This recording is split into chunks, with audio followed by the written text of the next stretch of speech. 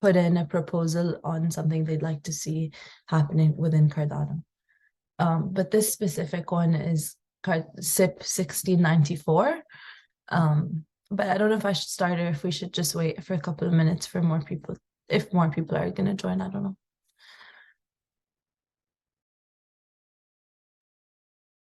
Yes, I believe we can chat for like 3 minutes.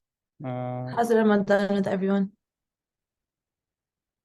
It's good. For someone who's routinely dehydrated, I am fine. That's good.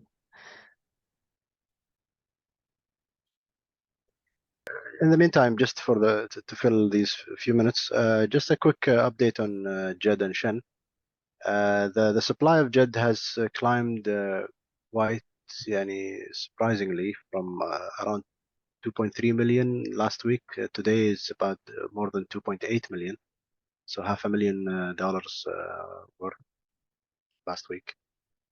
Yeah, the APY is settling around 10%, a little bit more than 10%.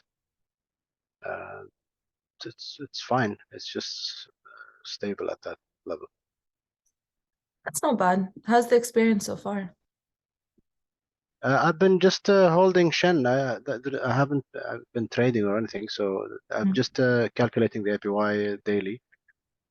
So I've been stung before from liquidity farming, so I was wary of price fluctuations, which can give some permanent loss. But so far, so good. Okay. That's cool. So just a little bit of a background.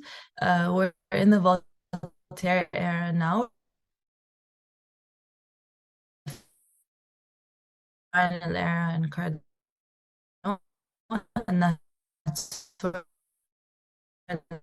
like governance moves from, namely like out of the 7 keys that pretty much enact any governance, like any action, so any protocol update, like whatever. So those are going to move from like those entities into the wider community and like the wider public. So it's very important that there's like a wide range of diversity and inclusion, and that's why like I was invited to this workshop that happened in Colorado around the SIP. So the SIP is SIP 1694. 1694 is the birth date or year of Voltaire, which is like, it's ironic why they called it that. He's like a historic person that like talked ill of democracy or whatever. And so IOHK wrote this SIP as like a first draft of what this governance process could look like for Cardano. And they opened it up for the public to give their feedback. And it's still ongoing now. Like ultimately the community will decide if they want this to be like what they're referring to as the MVG, like the minimum viable governance process to start off with. So around 20 of us were invited to Colorado. It was a 2-day workshop. It was pretty intense. Like we kind of like went through the SIP, lots of discussions, and a lot of good things came out of it as well. My main thing was like, I really want to like represent the MENA region and like our community and like get us more involved in these like decision-making processes, especially because the way this SIP is designed is based off of like governance structures more in the Western world, like namely America and how their governing bodies work. And it's a very new concept. I felt like for at least me and like where we come from, we're not a democracy, or I don't think any of our countries are actually a democracy.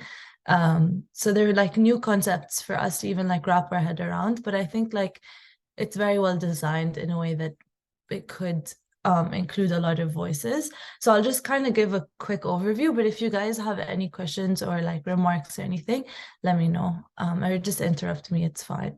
But pretty much like it's designed where it's like a tricameral like governing system. So there's 3 main bodies that like ultimately decide on what's called a governance action.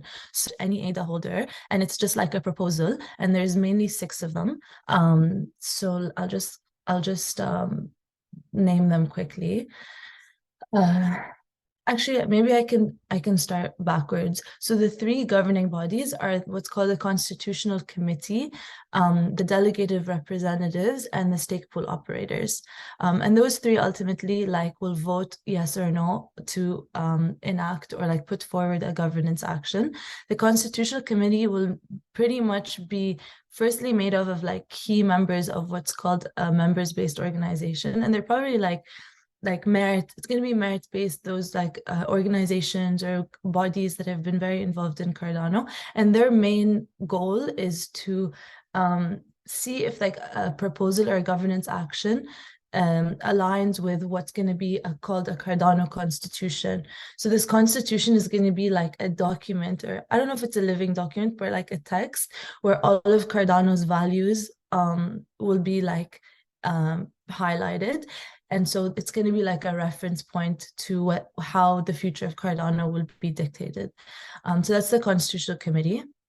The delegated representatives are any ADA holder can become a delegated representative, and what that means is that other ADA holders can give their votes to this DREP.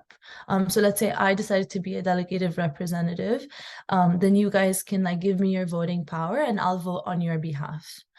To become a delegated representative, you have to put in a deposit, and then you can pretty much vote on governance actions, or if you want them to move forward or not. And the last governing body is the stake pool operators, which already exists now, and they'll also have a voice in whether something moves forward or not. So as an ADA holder, anyone can put in a proposal or a governance action, and there's mainly 7 of them. The first one is a motion of no confidence. And what this means is that as an ADA holder, I don't believe in this governing body, the Constitutional Committee. I want to stop I want to put them in a motion of no confidence. I want to stop their voice and re-elect a new body. And if that moves forward, then everything stops till a new Constitutional Committee is elected. And then the second one is yes, vote for a new committee. The third one is let's update something in the Constitution. So this document, we want to add a new value or something into it. So that also could be a governance action. A hard fork initiation as well, a protocol parameter change, a treasury withdrawal, and then just a basic information update.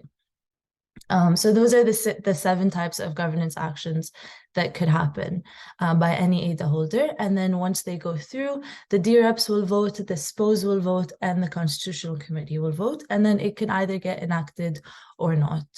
So that's pretty much how it's going to run. I know it sounds more complicated than it actually is, but there's a lot of ongoing conversations around certain experiences. For example, right now, it's still 1 ADA, 1 vote. There's a lot of talk about if that's the way to go.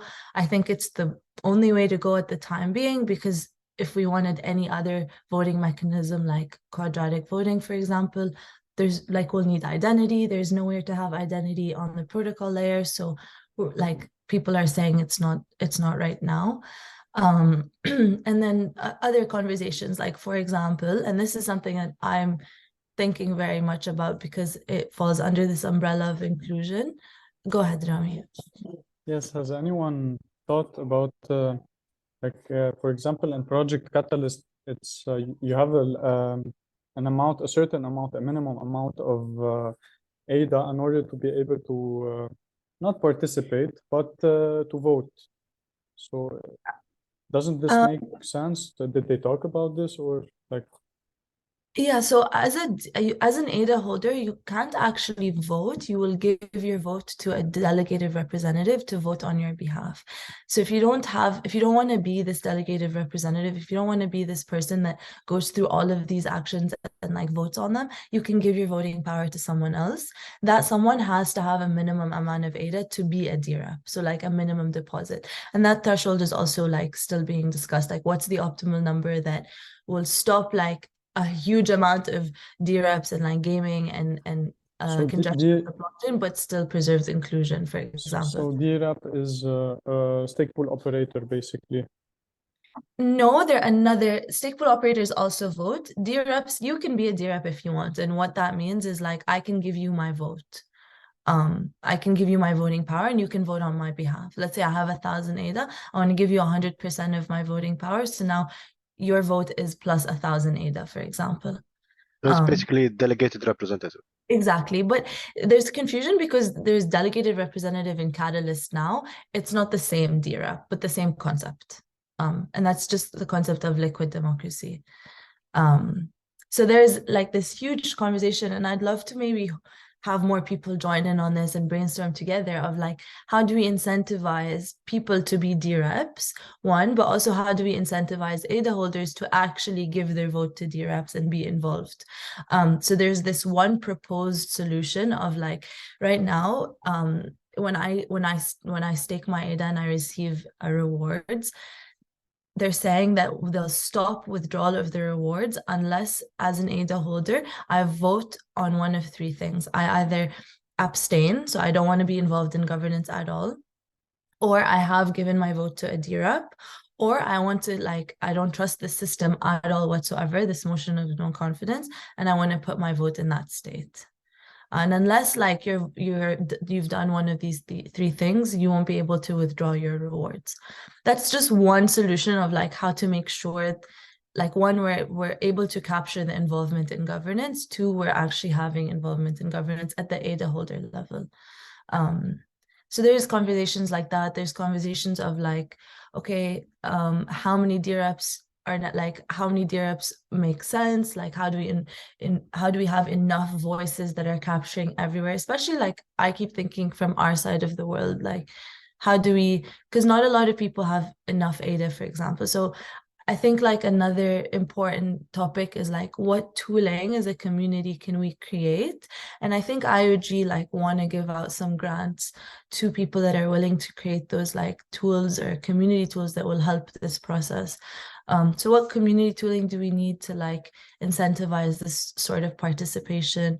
I know at the top of my head, there's probably one that we'll need for like those DREPs and their voters to be able to communicate together. So all of these like moving parts that are still in discussion, and there's a lot of workshops happening. Actually, I really want to have one. We should probably have some virtually if people are interested, and then maybe one in person sometime like in the near future. But yeah, this is like pretty much it in a nutshell. It's very detailed in the actual SIP, which I still recommend everyone to read. But I'll just stop here because I know it's overload conversation. I mean, information, if you guys have any questions. Personally, for sure, I'm gonna watch it again to like see everything and like even maybe note down some stuff because it's very interesting knowledge. It's very interesting information. And unfortunately, we're doing these meetings. We're still like in an experimental phase, so we're not like for example, today Jad asked what's the topic, and he's totally right. Like we're not briefing anyone. We're not talking about. We're like playing it by ear, basically. We're doing these things on very last minute, just for the fact to start somewhere, you know, to start something at least. Yeah, the reason I asked Rami what's the topic, because to be honest with you guys, what the lady just said, Juana, right? Yeah. It's very interesting. However, it is not my strong point in trading. My what I consider to be my area of expertise is probably day trading. So all what she said is very important.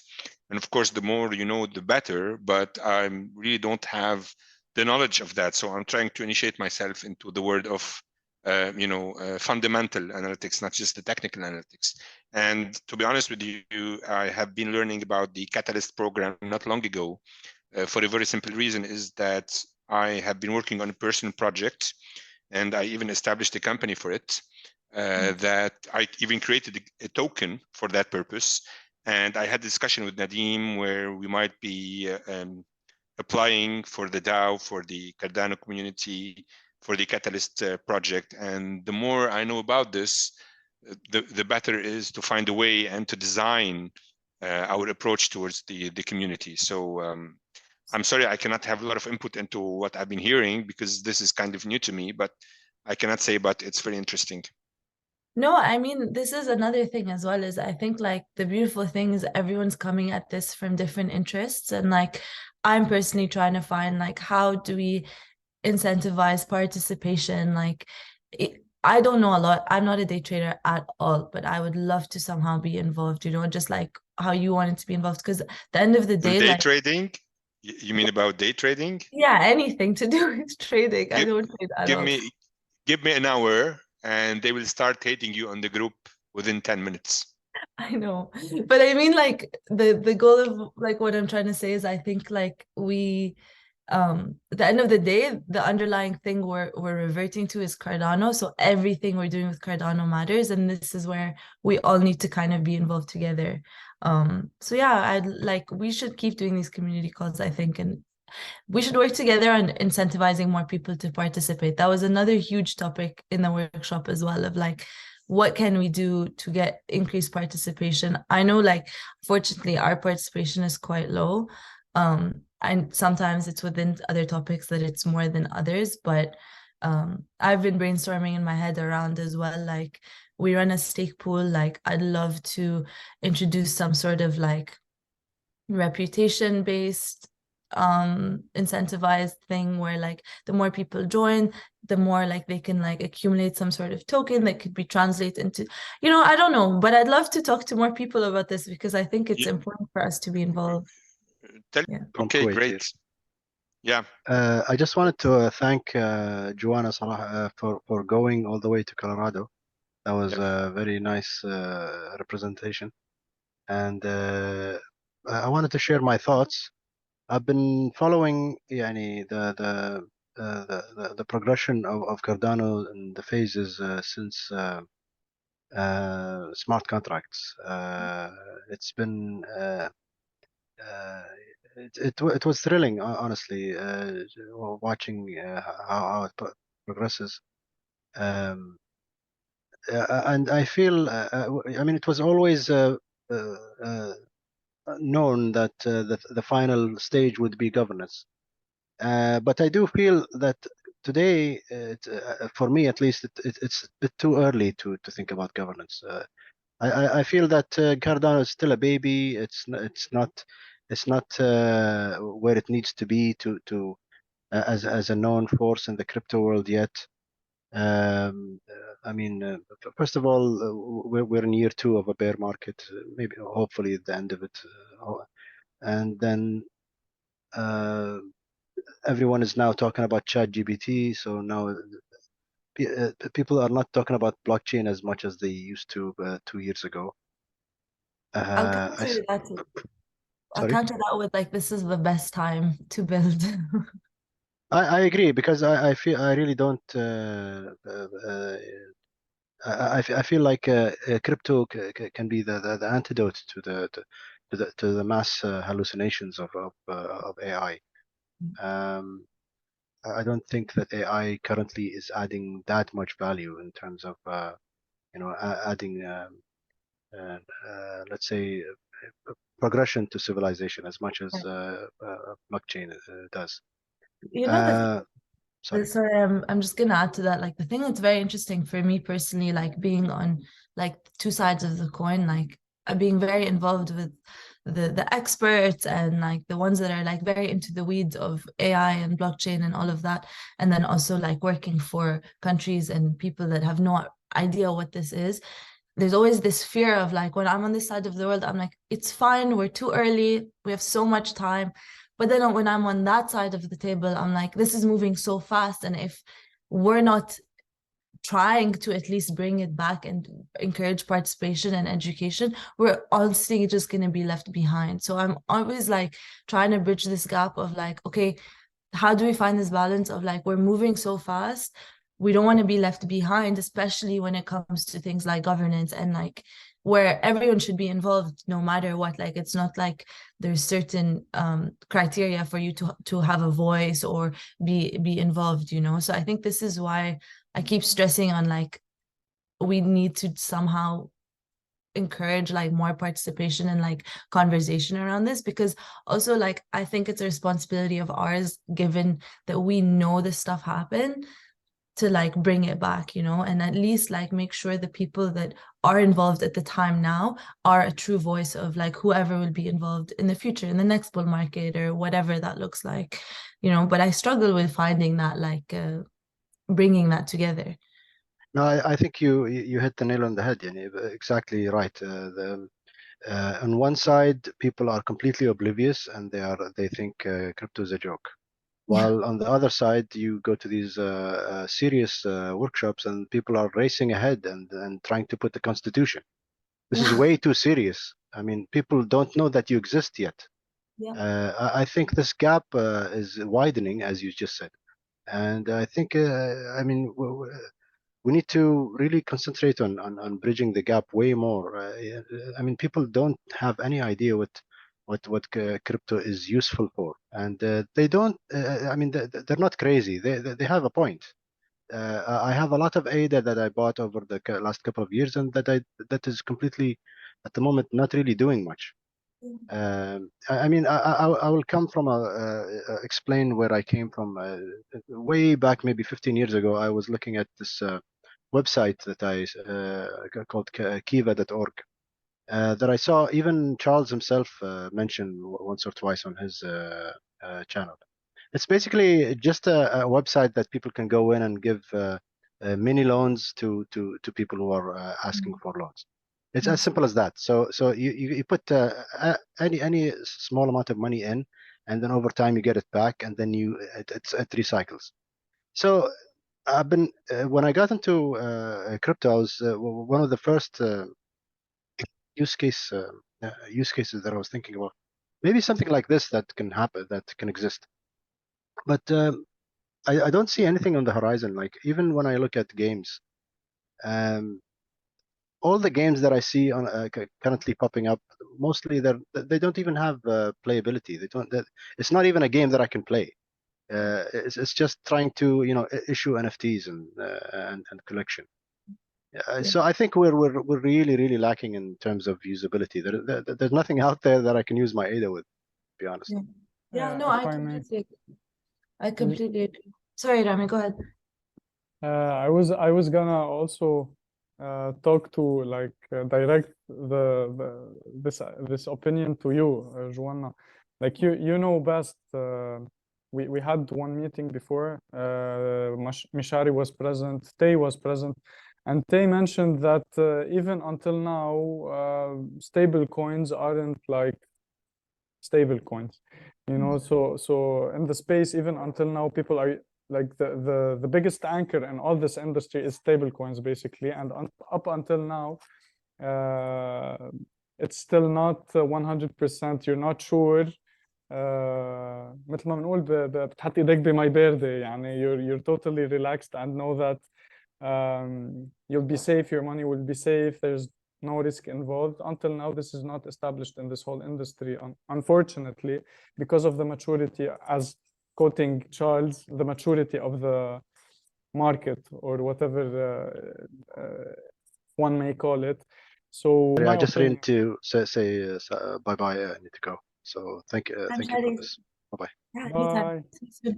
Thank you, Mishari. No, so we still have 1 minute, guys. Thank you so much. At least this meeting made us chat a bit. You know, we don't chat the same way, on the same caliber on the chat through text.